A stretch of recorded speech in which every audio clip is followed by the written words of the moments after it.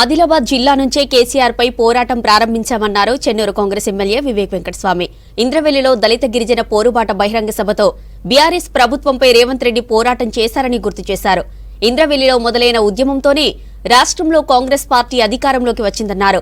ఇప్పుడు మళ్లీ ఇంద్రవెల్లి నుంచే పార్లమెంటు ఎన్నికల కోసం సమర శంఖారావం పూరిస్తున్నామన్నారు వివేక్. రాబోయే పార్లమెంటు ఎన్నికల్లో రాహుల్ గాంధీని ప్రధాని చేయడం కోసం కాంగ్రెస్ కార్యకర్తలు, నాయకులు, సైనికులుగా పనిచేయాలన్నారు.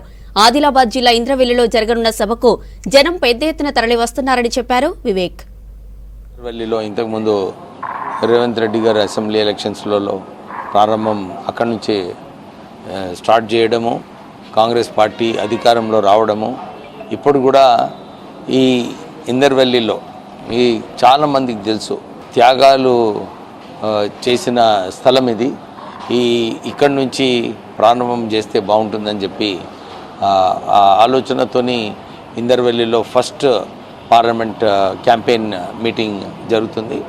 అందరూ కాంగ్రెస్ కార్యకర్తలు అందరూ కూడా జోష్ చాలా ఉంది.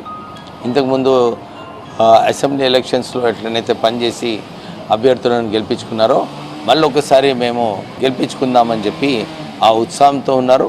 కాంగ్రెస్ పార్టీ ఏదైతే 6 గ్యారంటీలు అని చెప్పి మొన్న ఎలక్షన్లో గెలిచారో అలాగే 2 గ్యారంటీలు ఆల్రెడీ అమలు చేశారు.